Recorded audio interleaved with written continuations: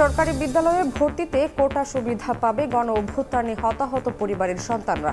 শিক্ষার্থী না পেলে মেধা থেকে পূরণ, শিক্ষা অধিদপ্তরের নির্দেশনা। খালি কন্টেইনারের বাঘারে পরিণত হচ্ছে চট্টগ্রাম বন্দর ছাড়াও দেশের 21টি অফডক। বিদেশের তুলনায় মিলছে নামমাত্র ভাড়া, জট নিরসনে ব্যবস্থা নেওয়ার আশ্বাস কর্মকর্তার। এবং যুক্তরাষ্ট্রের সঙ্গে খনিজ চুক্তি করতে প্রস্তুত ইউক্রেন, বিবিসিকে দেয়া সাক্ষাৎকারে জেলেনস্কি। ওয়াশিংটনকে নিয়েই যুদ্ধ বন্ধে একমত ইউরোপ।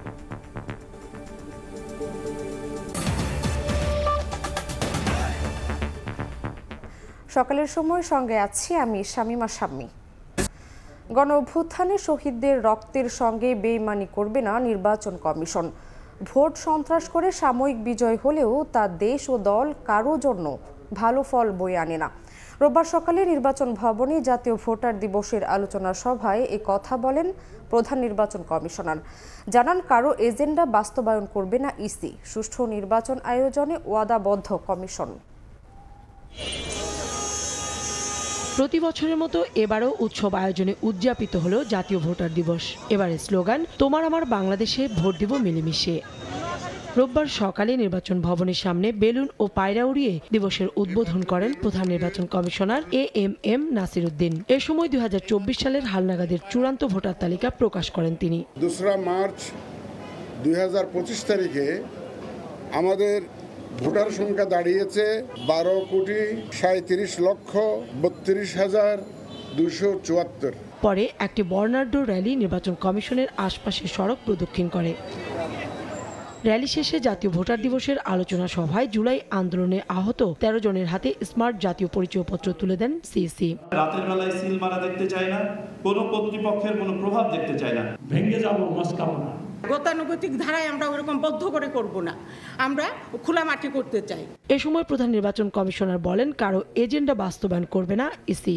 আমাদের এজেন্ডা হচ্ছে সুষ্ঠু, সুন্দর একটা গ্রহণযোগ্য নির্বাচনের এজেন্ডা। সিইসি আরো জানান, ভোট সন্ত্রাস করে সাময়িকভাবে লাভবান হলেও শেষটা ভালো হয় না। ভোট সন্ত্রাস করে আপাত দৃষ্টিতে জেতা যায়, কিন্তু আখেরে নিজের জন্য, দলের জন্য, দেশের জন্য সর্বনাশ ডেকে আনতে হয়। অনুষ্ঠানে ইসি কর্মকর্তাদের নিরপেক্ষভাবে কাজ করতে ওয়াদা করান প্রধান নির্বাচন কমিশনার। আপনারা কিন্তু ওয়াদা করছেন রমজান মাসে, কিন্তু এটা আমি এই ওয়াদা আপনাদের কাছে নিচ্ছি। আপনারা সবাই কাজ করবেন তো সুষ্ঠু করার জন্য, করবেন তো। কাউসারা চৌধুরী কুমু, সময় সংবাদ, ঢাকা। বিএনপির সঙ্গে ওলামা মাশায়েখদের বিভেদ তৈরির অপচেষ্টা চলছে বলে মন্তব্য করেছেন বিএনপির স্থায়ী কমিটির সদস্য মির্জা আব্বাস। রমজানের পবিত্রতা রক্ষা ও সংযমের মাধ্যমে সবার সঙ্গে মিলেমিশে থাকার আহ্বান জানিয়েছেন দলের ভারপ্রাপ্ত চেয়ারম্যান তারেক রহমান। সারা বিশ্বের সঙ্গে একই দিন বাংলাদেশে রোজা ও ঈদ করা যায় কিনা ওলামা মাশায়েখদের ভেবে দেখার আহ্বান জানিয়েছেন তিনি। আলাদা আয়োজনে সালাউদ্দিন আহমেদ বলেছেন, নির্বাচনে দেরি হলে পতিত স্বৈরাচারী ও তার দোসররা ষড়যন্ত্রের সুযোগ পাবে। প্রতি বছরের মতো প্রথম রমজানে ওলামা মাশায়েখ ও এতিমদের সম্মানে ইফতারের আয়োজন করে বিএনপি। এরই ধারাবাহিকতায় এই আয়োজনে রোববার রাজধানীর লেডিস ক্লাবে যুক্তরাজ্য থেকে ভার্চুয়ালি যোগ দেন বিএনপির ভারপ্রাপ্ত চেয়ারম্যান তারেক রহমান সহ দলটির সিনিয়র নেতারা। প্রধান অতিথির বক্তব্যে বিএনপির ভারপ্রাপ্ত চেয়ারম্যান তারেক রহমান রমজানের পবিত্রতা রক্ষায় সবার সঙ্গে মিলেমিশে থাকার আহ্বান জানান। খ্রিস্টান সম্প্রদায় সারা বিশ্বে তাদের বড়দিন একই দিনে পালন করে। সারা দেশে আরো অনেক জ্ঞানী ওলেমা মাশায়েখগণ আছেন। আমরা চিন্তা করে দেখতে পারি কিনা, আমরা আলোচনা করে দেখতে পারি কিনা যে বাংলাদেশের মানুষ সারা বিশ্বের মানুষের সাথে একই দিনে আমরা একসাথে রোজা এবং ঈদ পালন করতে পারি কিনা। একই অনুষ্ঠানে বিএনপির স্থায়ী কমিটির সদস্য মির্জা আব্বাস দাবি করেন, দেশ ও বিদেশ থেকে বিএনপির বিরুদ্ধে বিভেদ তৈরির ষড়যন্ত্র চলছে, আর এই বিভেদের ফাটলে বিদেশি অপশক্তি ঢুকে পড়তে পারে বলেও শঙ্কার কথা জানান তিনি। দেশের বাইরে থেকে এবং দেশের ভিতরে থেকে আলেম ওলামাদের সঙ্গে একটা দূরত্ব, ভেদ সৃষ্টি করার চেষ্টা করছে। এই বিভেদ সৃষ্টির মাধ্যমে যে ফাটল সৃষ্টি হবে, এই ফাটল দিয়ে কিন্তু বিদেশি শক্তি প্রবেশ করবে, দেশটাকে ধ্বংস করার চেষ্টা করবে।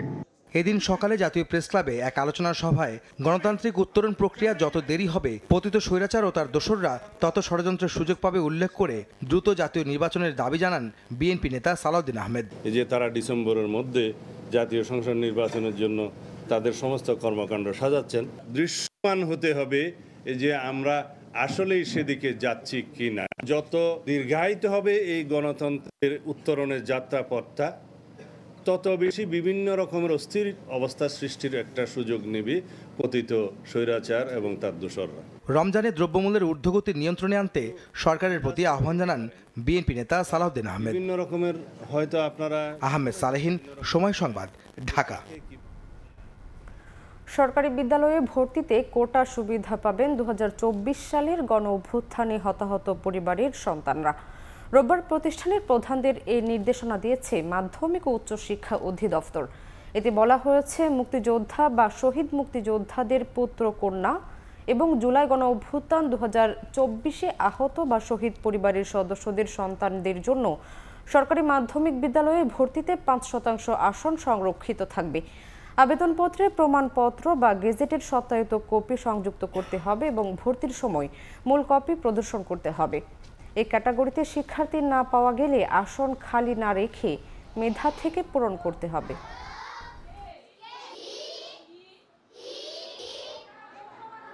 ঢাকা কুয়াকাটা মহাসড়কের বরগুনার আমতলীর অংশে বেড়েছে সড়ক দুর্ঘটনা। 26 কিলোমিটার দীর্ঘ সড়কে গত 2 বছরে অর্ধশতাধিক দুর্ঘটনায় 25 জনের বেশি মারা গেছেন। সংশ্লিষ্টদের অভিযোগ, সড়কে বিপজ্জনক বাঁক, যত্রতত্র বাজার ও 3 চাকার যান চলাচলের কারণে বেড়েছে দুর্ঘটনা। আর পুলিশ বলছে, মহাসড়কে 3 হুইলার চলাচল বন্ধ করতে পারলে দুর্ঘটনা কমে আসবে। রুবেল হোসেনের ছবিতে সাইফুল মিরাজের রিপোর্ট। মহাসড়কে ভারী যানবাহনের সঙ্গে পাল্লা দিয়ে চলছে 3 চাকার হালকা বাহন। কোথাও কোথাও পুরো সড়কই দখল করে রেখেছে সিএনজি ও অটোরিকশা। এ চিত্র ঢাকা কুয়াকাটা মহাসড়কের বরগুনার আমতলী অংশের। সম্প্রতি সড়কটিতে বেড়েছে প্রাণহানি।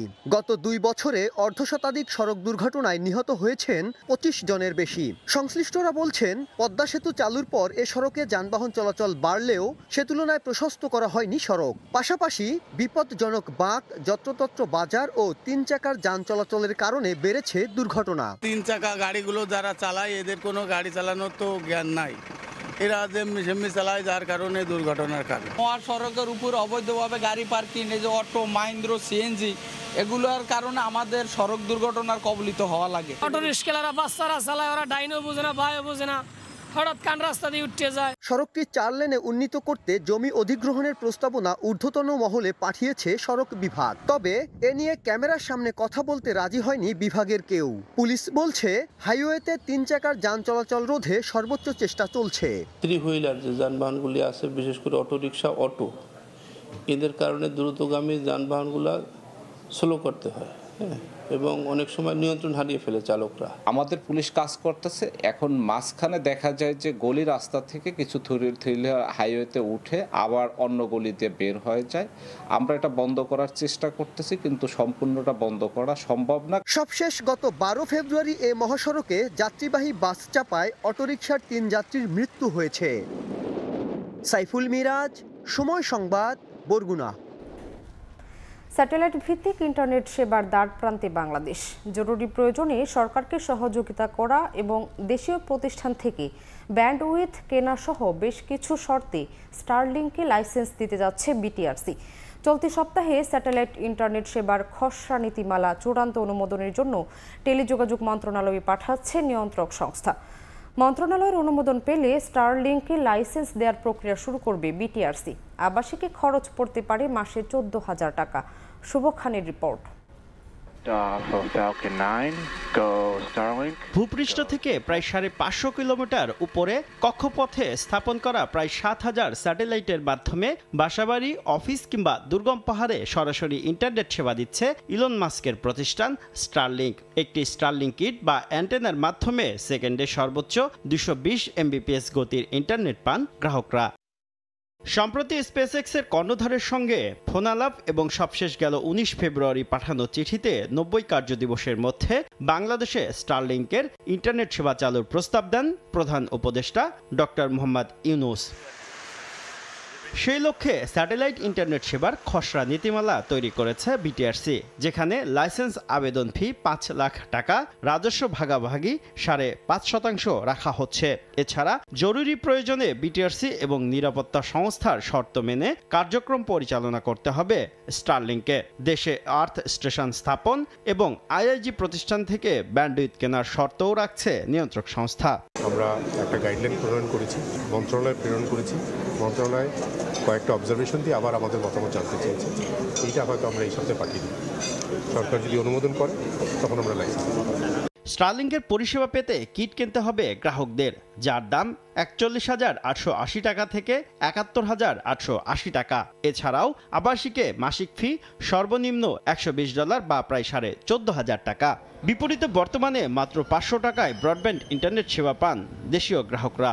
এরপরও স্থানীয় সেবাদাতাদের সুরক্ষার দাবি সংশ্লিষ্টদের। আমরা যে পরিমাণে ভ্যাট দিচ্ছি, স্টারলিংকে সেই পরিমাণ ভ্যাট দিতে হবে। আমরা যেভাবে লক সার্ভার মেনটেন করছি, যেটা ল এনফোর্সমেন্ট এজেন্সি চাওয়া মাত্র আমরা দিতে বাধ্য থাকি, স্টারলিংকের জন্য ঠিক সেম নীতিটা, পলিসিটা থাকা উচিত। বর্তমানে বিশ্বের ১০০টির বেশি দেশে কার্যক্রম পরিচালনা করছে স্টারলিংক। শুভ খান, সময় সংবাদ, Dhaka. Thai Aluminium. The better is now the best. পৃথিবীর অন্যান্য বন্দরের বিপরীতে তুলনামূলক ভাড়া কম হওয়ায় আন্তর্জাতিকভাবে বাংলাদেশ খালি কন্টেইনার রাখার ডিপোতেই পরিণত হয়েছে বলে অভিযোগ উঠেছে। চট্টগ্রাম বন্দর এবং ২১টি প্রাইভেট আইসিডিতে বর্তমানে ৬৫,০০০-এর বেশি খালি কন্টেইনার পড়ে আছে। পণ্য আমদানির চেয়ে রফতানি কমে যাওয়ায় খালি কন্টেইনারের জট বাড়ছে বলে দাবি মেইন লাইন অপারেটরের। সাখাওয়াত ত্রিপুর ক্যামেরায় বিস্তারিত জানাচ্ছেন কমল দে। চট্টগ্রামের ২১টি প্রাইভেট আইসিডি বর্তমানে পণ্যভর্তি কন্টেনারের পরিবর্তে খালি কন্টেনারে পরিপূর্ণ হয়ে আছে। জানুয়ারি মাসে ৫১,৭৮১টির বিপরীতে ফেব্রুয়ারি মাসে খালি কন্টেনারের অবস্থান বেড়ে ৬০,৮৫৪তে এসে দাঁড়িয়েছে। অফডকগুলোতে ২০ ফুট সাইজের একটি কন্টেনারে একদিন রাখার ভাড়া ১০০ এবং ৪০ ফুট সাইজের কন্টেনার রাখার ভাড়া ২০০ টাকা। অথচ পৃথিবীর উন্নত বন্দরগুলোতে এই হার কয়েক গুণ বেশি। খালি কন্টেনার বাড়ার একটা অন্যতম কারণ হতে পারে রমজান মাসকে সামনে রেখে ভোগ্যপণ্যের আমদানির পরিমাণ বহুলাংশে বৃদ্ধি পেয়েছে এবং ডেলিভারির পর এই খালি কন্টেনারগুলো ডিপোগুলোতে গিয়ে জমা হচ্ছে। খালি কন্টেনার স্তূপ জমায় অফডকের মতো একই পরিস্থিতি চট্টগ্রাম বন্দরের স্বাভাবিক সময়ে ২,৫০০ থেকে ৩,০০০ খালি কন্টেনার থাকলেও বর্তমানে রয়েছে ৪,৫৪০টি কন্টেনার। এর মধ্যে জেসিবিতে ১,৮৭১টি এবং এনসিডিতে ২,৬৬৯টি কন্টেনার রয়েছে। তবে খালি কন্টেনার জট নিরসনে ব্যবস্থা নেওয়া হচ্ছে বলে জানিয়েছেন বন্দর কর্মকর্তা। বিদেশি প্রতিষ্ঠানের চাহিদা অনুযায়ী এইসব খালি কন্টেনার জাহাজযোগে পৃথিবীর বিভিন্ন বন্দরে পাঠানোর সুযোগ রয়েছে। এক্সপোর্টের তুলনায় ইম্পোর্ট বেশি, তো সে কারণেই সবসময় আমাদের কিছু এমটি কন্টেনার জমে এবং কিছু কিছু এমটি কন্টেনার অনেক সময় আমরা এক্সপোর্টও করি। চট্টগ্রাম বন্দর কিংবা বেসরকারি অফডকগুলোকে খালি কন্টেনার রাখার ডিপো হিসেবে ব্যবহারের যে অভিযোগ উঠেছে তা অস্বীকার করেছে মেইন লাইন অপারেটর প্রতিষ্ঠানগুলো। সাম্প্রতিক সময়ে রফতানির তুলনায় আমদানি কয়েক গুণ বেড়ে যাওয়ায় খালি কন্টেনারের এই জট সৃষ্টি হচ্ছে বলে দাবি তাদের। অবশ্য চট্টগ্রাম বন্দরে ২০ ফুট সাইজের জন্য ৬ এবং ৪০ ফুট সাইজের কন্টেনার ভাড়া $১২ রাখা হয়। প্রত্যেকটা ন্যাশনাল পোর্টে কিন্তু এমটি কন্টেনার রাখার জন্য ফ্রি ডেজ থাকে। চিটাগং বন্দরে কিন্তু কোনো ফ্রি ডেজ নাই। সো চিটাগং পোর্ট কিন্তু এক্সপেন্সিভ একটা পোর্ট। বছরে চট্টগ্রাম বন্দর ৩২ লাখ কন্টেনার হ্যান্ডেলিং করছে। এর মধ্যে আমদানি করা পণ্য নিয়ে যেসব কন্টেনার আসে সেগুলো আবার রফতানি পণ্য বোঝাই করে বিদেশি ক্রেতা প্রতিষ্ঠানের কাছে পাঠিয়ে দেওয়ার দায়িত্ব পালন করে মেইন লাইন অপারেটর প্রতিষ্ঠানগুলো।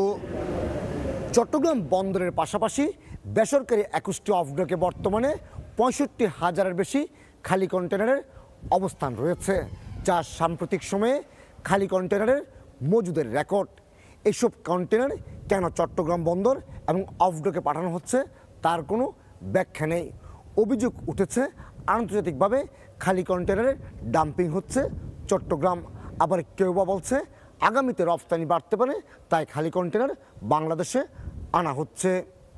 চট্টগ্রামের এসআক ডিপো থেকে কমল দে, সময় সংবাদ। রুমাল থেকে শুরু করে মাথার টুপি, শাড়ি থেকে লুঙ্গি সব রকমের কাপড় পাওয়া যায় এক বাজারে। সপ্তাহে বিক্রির পরিমাণ ৫ থেকে ৬ হাজার কোটি টাকা। বলছি দেশের অন্যতম বড় কাপড়ের বাজার নরসিংদীর শেখেরচর বাবুরহাটের কথা। ঈদকে সামনে রেখে এই বাজারে বেচা কেনায় ব্যস্ত পাইকারি ক্রেতা বিক্রেতারা। মাহমুদুল হাসান মাহফুজের ছবিতে আশিকুর রহমান পিয়ালির পাঠানো রিপোর্ট। দেশের নানা প্রান্ত থেকে পাইকারি ক্রেতাদের ভিড় নরসিংদী শেখেরচর বাবুরহাটের কাপড়ের হাটে। রমজানের সপ্তাহখানেক আগে থেকে এখানে জমে উঠেছে ঈদের বেচাকেনা। সুতা, রং ও বিদ্যুতের দাম বাড়ায় বেড়েছে কাপড়ের উৎপাদন খরচ। তাতে প্রকারভেদে দাম বেড়েছে গড়ে 10% পর্যন্ত। এতে শঙ্কায় পড়েছেন ক্রেতা বিক্রেতারা। কাপড় চোপড়ের একটু দাম একটু গত বছর থেকে একটু বেশি। আমরা যে আগে যে লাভটা করতে পারছি এখন বর্তমানে লাভ করতে পারি না। সুতার দাম বাড়ছে, রঙের দাম বাড়ছে, ডাইঙ্গের দাম বাড়ছে, সবই বাড়ছে। শ্রমিকের দাম বাড়ছে, কিন্তু বেচাকিনি নাই। ঈদের বেচাকিনি তো এইমাত্র গত সপ্তাহে এই সপ্তাহ শুরুই হলো। এই বাজারের পাইকারি ক্রেতারা বলছেন কাপড়ের দাম বাড়া ও স্থানীয় বাজারে এখনো ঈদের বেচাকেনা শুরু না হওয়ায় আগে থেকে খুব বেশি কাপড় তারা কিনছেন না। চাহিদা বুঝে পরে হয়তো বেচাকেনা বাড়াবেন।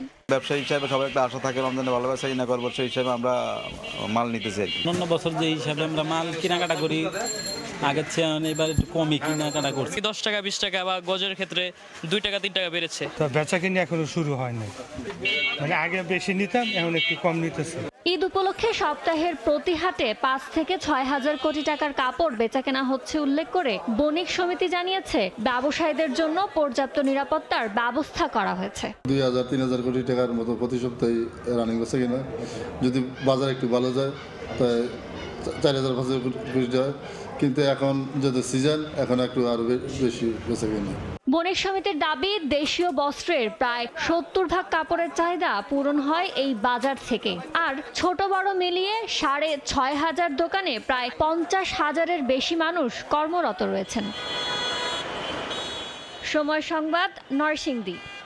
আধুনিকতার বেড়াজালে দুর্ঘটনা কমছে না বলে মত পর্যবেক্ষকদের। যদিও উদ্ধার তৎপরতা বাড়াতে বেশ কিছু প্রকল্প নেওয়া হয়েছে বলে দাবি করেছে বিআইডব্লিউটি।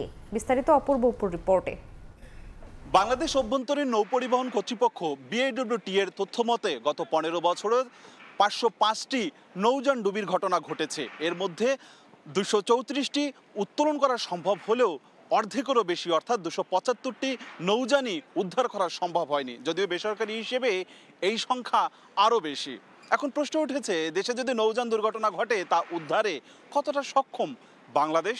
সরকার যারাই আসুক এই সেক্টরটাকে যাতে করে এই উদ্ধার ক্ষমতা আরও বাড়িয়ে এই নৌ দুর্ঘটনার কবলিত থেকে মানুষকে উদ্ধার করা যায় এবং দেশের সম্পদ যাতে সুষ্ঠুভাবে ফিরে আসে এটার বিষয়ে নজর রাখবে। নৌযান ডুবলে দেশে 4টি উদ্ধারকারী জাহাজ রুস্তম, হামজা, প্রত্যয় ও নির্ভীক রয়েছে। সব জাহাজ মিলে ওজন তোলার সক্ষমতা রয়েছে মাত্র 620 টন। এর বিপরীতে ঢাকা বরিশাল নদীপথে যেসব লঞ্চ চলে তার প্রতিটির ওজন গড়ে প্রায় 3000 টন। নৌযান ডুবে গেলে তা উদ্ধার তৎপরতায় পূর্ণ সক্ষমতা না থাকার পাশাপাশি অভিযোগ উঠেছে লঞ্চ চালকদের দক্ষতা নিয়ে। আছে আধুনিক প্রযুক্তির অভাবে নৌযান পর্যবেক্ষণও। যারা অদক্ষ তারা তো পয়সার বিনিময়ে সার্টিফিকেট নিয়ে আসছে, তারা ভালো মন্দ প্র্যাকটিক্যাল কোনো কাজকর্ম জানে না, তাই তাদের দ্বারা যে দুর্ঘটনাগুলো ঘটে। মনিটরিংয়ের জন্য আমাদের যদি নৌযানগুলোতে নির্দিষ্ট রেজিস্ট্রেশন থাকে এবং নৌযানগুলো যদি আমাদের জিপিএস মনিটরিং সিস্টেম থাকে, তাহলে আমরা এই ট্রাফিক সিস্টেমটাকে আরও বেশি সার্ভেলেন্সের আওতায় নিয়ে আসতে পারবো। বিআইডব্লিউটিএ বলছে 500 টন করে আরও 4টা উদ্ধারকারী জাহাজ কিনতে প্রকল্প প্রক্রিয়াধীন রয়েছে। জনবল, তারপরে এই প্রশাসনের ডিসেন্ট্রালাইজেশন, মানে সব কিছু ঢাকা কেন্দ্রিক না রেখা যেখানে আমাদের নৌযানের উৎস বা যেখান থেকে আমাদের মাল লোডিং আনলোডিং হয় ওখানে আমাদের নজরদারিটা বাড়াইতে হবে। 2000 টন পর্যন্ত জাহাজ যাতে আমরা তুলতে পারি সেরকম একটা প্রস্তাবনা বর্তমানে আমরা মন্ত্রণালয়ে প্রেরণ করেছি এবং এটা সক্রিয় বিবেচনায় আছে। আশা করা যায় যে এই সুবিধাটা আমরা নিতে পারলে আমরা 2000 টন পর্যন্ত জাহাজকে উত্তোলন করতে পারবো। বিআইডব্লিউটি এর তথ্য মতে নৌ দুর্ঘটনা ঘটলে নৌযান উদ্ধারে কাজ করে ফায়ার সার্ভিস, পুলিশ, নৌবাহিনী, কোস্টগার্ড সহ সরকারি অন্তত 25টি সংস্থা। অপূর্ব অপু, সময় সংবাদ, বরিশাল। মেঘনার ভাঙন ও জলোচ্ছ্বাস থেকে ভোলার তজুমউদ্দিন ও লালমোহন উপজেলাকে রক্ষায় পানি উন্নয়ন বোর্ডের চলমান 1000 কোটি টাকার কাজে অনিয়মের অভিযোগ উঠেছে। নিয়ম নীতি তোয়াক্কা না করে ভাঙন কবলিত নদীর তীর থেকেই বালু উত্তোলন করছেন ঠিকাদাররা, আবার সেই বালু জিও ব্যাগ ভরে সেখানেই ডাম্পিং করছেন। এমন অপরিকল্পিত কাজের কারণে প্রকল্পটি হুমকির মুখে। এজন্য পানি উন্নয়ন বোর্ডের কর্মকর্তাদের দায়ী করছেন স্থানীয়রা। তবে অপরিকল্পিত বালু উত্তোলন বন্ধে জরুরি ব্যবস্থা নেওয়ার আশ্বাস পানি উন্নয়ন বোর্ডের। নাসির উদ্দিন লিটনের রিপোর্ট, ছবি তুলেছেন উৎপল দেবনাথ। নদীর ভাঙন কবলিত এলাকা থেকে ড্রেজিং করে সেই বালু দিয়ে নির্মাণ হচ্ছে বাঁধ। এরপর সেখানেই আবার ডাম্পিং করা হচ্ছে জিও ব্যাগ। ভোলার তজুমুদ্দিনের কাটাখালী সুলিশ গেট এলাকায় মেঘনা নদীর পাড়ের মাত্র 100 মিটার দূর থেকে দিনরাতে চলছে এমন কর্মযজ্ঞ। একই ধরনের অনিয়ম চলছে সোনাপুর, চাঁদপুর সুলিশ গেট, সৈয়দাবাদ ও ফাতেমাবাদ এলাকায়। এতে আরও ঝুঁকির মুখে ভাঙন কবলিত এলাকা। স্থানীয়রা বলছেন, মেঘনার ভাঙন থেকে রক্ষায় পানি উন্নয়ন বোর্ডের তজুমুদ্দিন এবং লালমোহন উপজেলায় উপকূলীয় বাঁধ পুনর্বাসন, নিষ্কাশন ব্যবস্থার উন্নয়ন ও তীর সংরক্ষণ প্রকল্পের কাজ চলছে প্রায় 2 বছর ধরে। কিন্তু ঠিকাদারদের অনিয়মের কারণে বন্যা নিয়ন্ত্রণ বাঁধ নির্মাণ ও নদীর তীর সংরক্ষণে হাজার কোটি টাকার প্রকল্প হুমকির মুখে। বলছে যে 1000 ফুট তুলনের জন্য এরা অর্ডার দিয়েছে, কিন্তু কোথাও কোনো অস্তিত্বের ইয়ে নেই। বালু দিতে আছে নদীর কাছ থেকে, আবার যে বস্তা দেয় এই বস্তাটা আবার নদীতে পড়ে যাবে, জিনাটা সেখানে চলে যাবে। যে বেগগুলা ধসে পড়ে যাচ্ছে, যে কানি দিলে কানি থেকে নিতেছে ওরা মাটিগুলো। ঢেউয়ের সাথে সাথে চিকন বালিগুলো বের হয়ে যায় এবং বস্তাটা অনেকটা হালকা হয়ে যায় এবং তীব্র স্রোতের সাথে সাথে যে জিও ব্যাগ ফালায় যে ব্যাগগুলো থাকে না। উন্নতি হবে বলে আমি মনে করি না। এগুলো হয়তো জোয়ার আসলে জিও ব্যাগগুলি পড়ে যায়। ঘর বাড়ি আরো নষ্ট করে, ফাওয়া একটা জমি টমি নষ্ট করে, ফাওয়া একটা টাকা নষ্ট করতেছে। অভিযোগের বিষয়ে ঠিকাদারি প্রতিষ্ঠানের কেউ ক্যামেরার সামনে কথা বলতে রাজি হননি। তবে ঠিকাদারদের নির্দেশেই তীর থেকে বালু তোলার কথা স্বীকার করেন শ্রমিক। কিভাবে কি করছে এটা তো আমি বলতে পারবো না। আমি তো বলগেট লয়েছি, ধরেন 1 সপ্তাহ হয়েছে বলগেট লয়েছি, যে কদিন চালামো না আমি যাবো। এমন অপরিকল্পিত বালু উত্তোলন বন্ধে ব্যবস্থা নেওয়ার আশ্বাস পানি উন্নয়ন বোর্ডের স্থানীয় কর্মকর্তার। মনিটরিংটা জোরালোভাবে করতে বলা হয়েছে এবং আমরা এটা অবশ্যই এনশিওর করব যাতে 1 কিলোমিটারের মধ্যে কোনো ধরনের বালু উত্তোলন না হয়। মেঘনার ভাঙন থেকে 2 উপজেলাকে রক্ষায় 2023 সালে পানি উন্নয়ন বোর্ড 1100 কোটি টাকার প্রকল্প গ্রহণ করে। 2025 সালের জুনের মধ্যে কাজ শেষ করার কথা থাকলেও এ পর্যন্ত শেষ হয়েছে 48 ভাগ। নাসির উদ্দিন লিটন, সময় সংবাদ, ভোলা। দেশে বন্যপ্রাণী পাচার থামছে না। সাম্প্রতিক সময়ে আশঙ্কাজনক হারে বেড়েছে সুন্দরবনে হরিণ শিকারের সংখ্যাও। শুধু হরিণ নয়, প্রতি বছর দেশে 4000-এর বেশি বন্যপ্রাণী শিকার বা পাচার হচ্ছে। বিশেষজ্ঞরা বলছেন, প্রতিরোধে দরকার সংশ্লিষ্ট দফতরগুলোর আরও সক্রিয় ভূমিকা। মাহমুদ হাসানের সহায়তায় আব্দুল্লাহ আল মামুন রুবেলের প্রতিবেদন, ছবি তুলেছেন নিয়ামল হোসেন কোচি। অপরূপ সুন্দরবনের গভীরে ছুটে বেড়াচ্ছে চিত্রা হরিণ। International union for conservation of নেচারের 2023 সালের গবেষণা তথ্য বলছে, সুন্দরবনে হরিণ, বানর, শূকর সহ 5 ধরনের বন্যপ্রাণীর সংখ্যা বেড়েছে। তবে আশঙ্কার কথা, সাম্প্রতিক সময়ে বেড়েছে হরিণ শিকার বা পাচারও। সুন্দরবনের ভেতরে ফাঁদ দিয়ে হরিণ শিকার এখন অনেকটা স্বাভাবিক ব্যাপার হয়ে দাঁড়িয়েছে। বন বিভাগ হরিণ তো আপনারা চোরসা চোরে শিকার করে নিয়ে যায়, রশি দিয়া আপনার ফাঁদ বানায় এই হরিণগুলো শিকার করে। 100 10টা 12টা 5টা 7টা এরকম ধরিয়ে নৌকো ভরিয়া ট্রলার ভরিয়া লইয়ে জোয়ার দিত। গত 1 দশকে ভয়ঙ্কর হয়ে উঠেছে দেশে বন্যপ্রাণী অপরাধ চিত্র। বন্যপ্রাণী অপরাধ দমন ইউনিটের তথ্য বলছে, এই সময়ে গড়ে প্রতি বছর 4000-এরও বেশি বন্যপ্রাণী পাচার বা শিকার হয়েছে, যার মধ্যে সর্বোচ্চ 35% বিভিন্ন প্রজাতির পাখি আর 28% স্তন্যপায়ী প্রাণী। এই স্তন্যপায়ী প্রাণীর মধ্যে সবথেকে বেশি পাচার বা শিকার হয় সুন্দরবনের হরিণ। বিশেষজ্ঞরা বলছেন, বাঘের খাদ্য হিসেবে বিবেচিত হরিণ শিকার এখনই প্রতিরোধ করা না গেলে সুন্দরবনের খাদ্য শৃঙ্খল নষ্ট হবে, যা পুরো সুন্দরবনের ইকোসিস্টেমের উপর প্রভাব ফেলবে। এজন্য সংশ্লিষ্ট সব দপ্তরের আরও সক্রিয় ভূমিকা প্রয়োজন।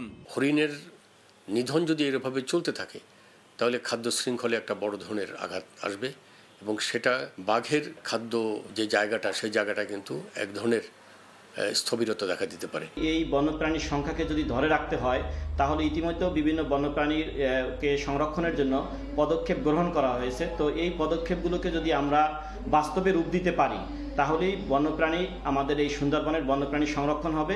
গেল এক বছরে হরিণ শিকার বা পাচারের ঘটনায় 136 জন আসামি হলেও গ্রেফতার হয়েছে মাত্র 32 জন। ফুড পেট্রোলিংটা করে হরিণের কোনো ফাঁদ আছে কিনা এগুলো বিষয়ে আমরা দেখছি এবং বনের সংলগ্ন লোকালয় সংলগ্ন এলাকায় আমরা ফুড পেট্রোলিং প্লাস আমাদের গোয়েন্দা নজরদারিটা বৃদ্ধি করেছি। সুন্দরবনে প্রায় 375 প্রজাতির বন্যপ্রাণী রয়েছে। এর মধ্যে 300 প্রজাতির পাখি, 42 প্রজাতির স্তন্যপায়ী, 35 প্রজাতির সরীসৃপ ও 8 প্রজাতির উভচর প্রাণী রয়েছে। আব্দুল্লাহ আল মামুন রুবেল, সময় সংবাদ, খুলনা। দল বেঁধে পাখির উড়াউড়ি আর লাল কাঁকড়ার ছুটোছুটি, আছে সমুদ্রের স্বচ্ছ জলরাশি। বিস্তীর্ণ বনাঞ্চলে রয়েছে সারি সারি ঝাউবন। একই স্থানে দাঁড়িয়ে দেখা যায় সূর্যোদয় ও সূর্যাস্ত। প্রকৃতির অপার সৌন্দর্যে দেখা মিলবে বঙ্গোপসাগরের বুকে জেগে ওঠা পটুয়াখালীর দ্বীপ চরহেয়ার ও সোনারচরে। তবে অনুন্নত যোগাযোগ ব্যবস্থার কারণে পিছিয়ে রয়েছে নয়নাভিরাম সৌন্দর্যের এই দ্বীপগুলো। বিস্তারিত শিকদার জাবির হোসেনের রিপোর্টে, ক্যামেরায় ছিলেন তৌকিব পেদা। রং বেরঙের অতিথি পাখির উড়াউড়ি, বালিহাঁস, গাংচিল ও সাদা বকের কিচিরমিচির শব্দে মুখর সৈকত, আর বিস্তীর্ণ সৈকতে লাল কাঁকড়ার ছোটাছুটি, একে অপরের সঙ্গে লুকোচুরি ও খুনসুটি, টুপ করে গর্তে ঢুকে পড়া, আবার গর্ত থেকে বের হয়ে দৌড় দেয়া। 8 পা বিশিষ্ট লাল কাঁকড়াদের অবাধ বিচরণ সৈকতকে করে তুলেছে রঙিন। প্রকৃতির এমন চোখ জুড়ানো অপার সৌন্দর্যের দেখা মিলবে পটুয়াখালীর চরহেয়ার, সোনারচর ও চর বিজয় দ্বীপে। স্বচ্ছ জল গড়িয়ে পড়া সমুদ্র সৈকত থেকে দেখা যায় সূর্যোদয় ও সূর্যাস্ত। বিস্তীর্ণ বনাঞ্চলে আছে সারি সারি ঝাউবন, যেখানে তাঁবু টাঙিয়ে অবকাশ যাপন করেন দেশ বিদেশ থেকে ছুটে আসা পর্যটকরা। বঙ্গোপসাগরের বুক চিরে জেগে ওঠা এ দ্বীপগুলো ভ্রমণ পিপাসুদের মন কেড়ে নেবে। রাঙ্গামালী উপজেলায় যে এত সুন্দর একটি বিচ আছে সেটা আমাদের অজানা ছিল আর কি। এখানে এসে সত্যি খুব ভালো লাগছে আমাদের। যদিও আমরা কাছাকাছি বাসা আমাদের পটুয়াখালীর ভিতরে, কিন্তু তারপর এগুলো আমাদের দেখা হয় না। তো এসে আমার খুবই ভালো লাগছে, ফ্যামিলির সাথে আসছি। মন ভালো করার একটা জায়গা। আমরা যারা ঘুরতে পছন্দ করি, আমরা যারা বিনোদন পছন্দ করি, আপনারা এখানে আসবেন, ফ্যামিলি মেম্বারকে নিয়ে ভ্রমণ করবেন, নিঃসন্দেহে সিকিউরভাবে ভ্রমণ করতে পারবেন। যোগাযোগ ব্যবস্থার উন্নতিতে সরকারিভাবে পদক্ষেপ নেয়ার কথা জানিয়েছে জেলা প্রশাসন। ভবিষ্যতে সেখানে যাতায়াতের জন্য আমরা সরকারিভাবে কোনো যানবাহন বা ওয়াটার বোর্ডের ব্যবস্থা করা যায় কিনা সেই বিষয়টা আমরা খতিয়ে দেখছি। কুয়াকাটা সমুদ্র সৈকত থেকে ট্যুরিস্ট বোট ও স্পিড বোটে সরাসরি যাওয়া যাবে দ্বীপগুলোতে। ঢাকা থেকে লঞ্চ যোগে পটুয়াখালীর রাঙ্গামালী উপজেলা, এরপর সেখান থেকে ট্রলার বা স্পিড বোটে সহজেই পৌঁছানো যাবে দ্বীপে। অতিথি পাখির কলকাকলি আর লাল কাঁকড়ার অবাধ বিচরণ সহ প্রকৃতির অপার সৌন্দর্যকে কেন্দ্র করে এই দ্বীপগুলো ঘিরে রয়েছে নানান সম্ভাবনা। সরকারিভাবে পরিকল্পিত উন্নয়ন করা গেলে এই দ্বীপ থেকে আয় হতে পারে কোটি কোটি টাকার রাজস্ব। শিকদার জাবির হোসেন, সময় সংবাদ, পটুয়াখালী। সকালের সময় যুক্তরাষ্ট্রের সঙ্গে খনিজ সম্পদ নিয়ে চুক্তি করতে প্রস্তুত ইউক্রেন। বিবিসিকে দেয়া এক সাক্ষাৎকারে কথা জানান প্রেসিডেন্ট ভলোদিমির জেলেনস্কি। ইউক্রেন সংকট নিয়ে 4 বিষয়ে ঐকমত্যে পৌঁছেছে ইউরোপের নেতারা। রাশিয়ার বিরুদ্ধে লড়াই চালিয়ে যেতে ইউক্রেনকে 160 কোটি পাউন্ড দেওয়ার ঘোষণা যুক্তরাজ্যের। রোববার লন্ডনের ল্যাংস্টার হাউসে ইউক্রেন সংকট নিয়ে জেলেনস্কির পাশাপাশি সম্মেলনে যোগ দেন ইউরোপের বিভিন্ন দেশ ও জোটের নেতারা। এই সম্মেলনে খোলামেলা আলোচনা করা হয়েছে বলে জানান ইউরোপীয় কমিশনের প্রধান উর্সুলা ভন। সম্মেলনে 4টি বিষয়ে ইউক্রেনের সঙ্গে মতৈক্য প্রকাশ করেছে ইউরোপ বলে জানিয়েছে ব্রিটিশ প্রধানমন্ত্রী। যুদ্ধ চলাকালে ইউক্রেনের সামরিক সহায়তা অব্যাহত রাখা এবং রাশিয়ার ওপর অর্থনৈতিক চাপ বৃদ্ধি করা, স্থায়ী শান্তির ক্ষেত্রে ইউক্রেনের সার্বভৌমত্ব ও নিরাপত্তা নিশ্চিত করা এবং যে কোনো শান্তি আলোচনার টেবিলে ইউক্রেনকে শামিল রাখা। কিয়ার স্টারমার আরও জানান, ভবিষ্যতে ইউক্রেনে রাশিয়ার আক্রমণ ঠেকানোর লক্ষ্যে ইউরোপের নেতাদের একসঙ্গে কাজ করতে হবে। একই সঙ্গে কিয়েভের সুরক্ষার জন্য একটি জোট গঠন করতে হবে এবং দেশটিতে শান্তি নিশ্চিত করতে হবে।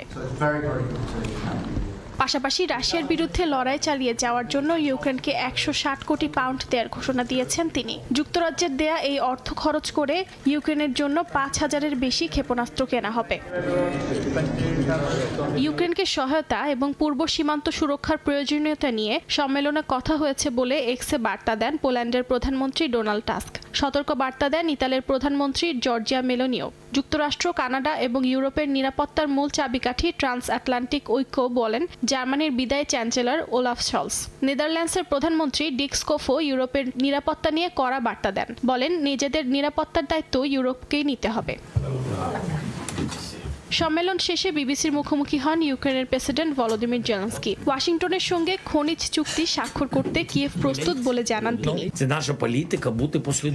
আমাদের পক্ষ থেকে আমরা স্বাক্ষর করতে প্রস্তুত। আমি সত্যিই মনে করি মার্কিন যুক্তরাষ্ট্রও প্রস্তুত থাকবে। হয়তো কিছু বিষয় বিশ্লেষণ করার জন্য তাদের সময় প্রয়োজন। গেল শুক্রবার হোয়াইট হাউসে ডোনাল্ড ট্রাম্পের সঙ্গে জেলেনস্কির বৈঠককালীন বাকবিতণ্ডার জেরে দুই দেশের মধ্যে চুক্তি হওয়ার কথা থাকলেও হয়নি। বাতিল করা হয় দুই প্রেসিডেন্টের যৌথ সংবাদ সম্মেলন। অর্জিতা শেহজিন, সময় সংবাদ। সেমিফাইনালের প্রতিপক্ষ অস্ট্রেলিয়া হওয়ায় নার্ভাস অনেকেই। যদিও অজিদের স্কোয়াডে তারকা ক্রিকেটাররা না থাকায় স্বস্তিতে ইন্ডিয়ানরা। দুবাই থেকে মাকসুম আলম খানের রিপোর্ট। আমি তোমাকে ভালোবাসি কোহলি। বিরাট কোহলির ভক্তের অভাব নেই। নিউজিল্যান্ডের বিপক্ষে ঝুলিতে বেশি রান পড়তে না পারলেও ফ্যানদের ভালোবাসা নিয়ে ফিরলেন। ভারতীয় সমর্থকদের খুশি না হওয়ার কারণ নেই। টানা 3 ম্যাচ জিতে গ্রুপ চ্যাম্পিয়ন ইন্ডিয়া। সেমিফাইনালে তাদের লড়তে হবে অস্ট্রেলিয়ার বিপক্ষে। 2023 ওয়ানডে বিশ্বকাপ ফাইনালে 100 কোটি ভারতীয় হৃদয় ভেঙে আহমেদাবাদ থেকে শিরোপা নিয়ে ফিরেছিল অজিরা। এবার চ্যাম্পিয়ন্স ট্রফির সেমিফাইনালে তাদের বিপক্ষে লড়াই নিয়ে nervous ইন্ডিয়ানরা। Australia is a very strong team. It is very scary, but we're going to win. Of course we're going to win. India's India. Yeah. I'm pretty sure we're going to win. Semifinal अगर Australia के साथ में होता है तो बड़ा difficult match रहता है। इंडिया को काफी मुसीबत आता है हर टाइम पे। তবে এই অস্ট্রেলিয়া দলে নেই অনেক তারকা ক্রিকেটার। Pat Cummins, Mitchell Starc, Josh Hazlewood, Mitchell মার্শদের অনুপস্থিতিকে বিশ্বকাপ ফাইনালে হারের শোধ তোলার বড় সুযোগ হিসেবে দেখছে ভারতীয়রা। Last time there's no chance India are going to allow them to come even close this time. We have a much more balanced team this time with 4 world-class spinners, and Australia is a weakened team, and we have a lot of positive momentum going into the game. I was very confident that India is going to win. গতবার আমরা জিততে পারিনি, কিন্তু এবার by God's will আমরা জিতবো, and we are very very confident about that. শুরু থেকে এক ভেন্যুতেই খেলছে রোহিতের দল। কন্ডিশনের সঙ্গে অভ্যস্ত হয়ে গেছে ভালোভাবে, যেখানে পিছিয়ে অন্য দলগুলো। এ নিয়ে অন্যরা অসন্তোষ প্রকাশ করলেও হাস্যকর সব যুক্তি দিচ্ছে ইন্ডিয়ানরা। People are always going to be saying this because India has become a bigger superpower now, and you know we will win wherever you put in any venue, and we'll win. Wicket always not the same. It's like today it was slow wicket, yesterday it was a good wicket. So we can't say it's advantage. Stadium এলাকায় কেবল একজন New Zealand ফ্যানের দেখা মেলে। I think we'll make it to the final and also India, so it'll be like a rematch. সেমিফাইনালে লাহোরে south আফ্রিকার মুখোমুখি হবে নিউজিল্যান্ড। ভারত পাকিস্তান ম্যাচের মতো উপচে পড়া ভিড় ছিল না, তবে যারাই এসেছেন তারা ভারতের এই জয় উদযাপন করেছেন। তবে একটা বিষয় নিয়ে সবার মনে একটু শঙ্কা রয়েছে, সেটা হচ্ছে সেমিফাইনালে তাদের মুখোমুখি হতে হবে মাইটি অস্ট্রেলিয়ার। দুবাই ইন্টারন্যাশনাল ক্রিকেট স্টেডিয়াম থেকে মাকসুম আলম খান, সময় সংবাদ, সংযুক্ত আরব আমিরাত। চূড়ান্ত হলো চ্যাম্পিয়ন্স ট্রফির সেমিফাইনালিস্ট ও তাদের প্রতিপক্ষ। 4 ও 5 মার্চ দুবাই এবং লাহোরে অনুষ্ঠিত হবে ফাইনালে ওঠার লড়াই। সেমিফাইনালের জন্য জায়গা অবশ্য আগেই নিশ্চিত করে রেখেছে 4 দল। গ্রুপ চ্যাম্পিয়ন ও রানার্স আপ বিবেচনায় কারা কোন দলের বিপক্ষে খেলবে তা নিশ্চিত হয়নি। প্রথম সেমিফাইনালে মুখোমুখি হবে ভারত ও অস্ট্রেলিয়া। নিউজিল্যান্ডকে হারিয়ে অপরাজিত থেকে এই গ্রুপ থেকে চ্যাম্পিয়ন হয়ে সেমিতে পা রেখেছে টিম ইন্ডিয়া। তাদের প্রতিপক্ষ বি গ্রুপের রানার্স আপ দল অস্ট্রেলিয়া। আর দ্বিতীয় সেমিফাইনালে বি গ্রুপের চ্যাম্পিয়ন দল সাউথ আফ্রিকা লড়বে অপর গ্রুপের রানার্স আপ দল নিউজিল্যান্ডের বিপক্ষে। এই ম্যাচটি অনুষ্ঠিত হবে পাকিস্তানের গাদ্দাফি স্টেডিয়াম লাহোরে। আইসিসি চ্যাম্পিয়ন্স ট্রফি দেখুন শুধুমাত্র ট্রফিতে। সকালের সময়ের শীর্ষ সংবাদগুলো জানিয়ে দিচ্ছি আরেকবার। সরকারি বিদ্যালয়ে ভর্তিতে কোটা সুবিধা পাবে গণ অভ্যুত্থানে হতাহত পরিবারের সন্তানরা। শিক্ষার্থী না পেলে মেধা থেকে পূরণ, শিক্ষা অধিদপ্তরের নির্দেশনা।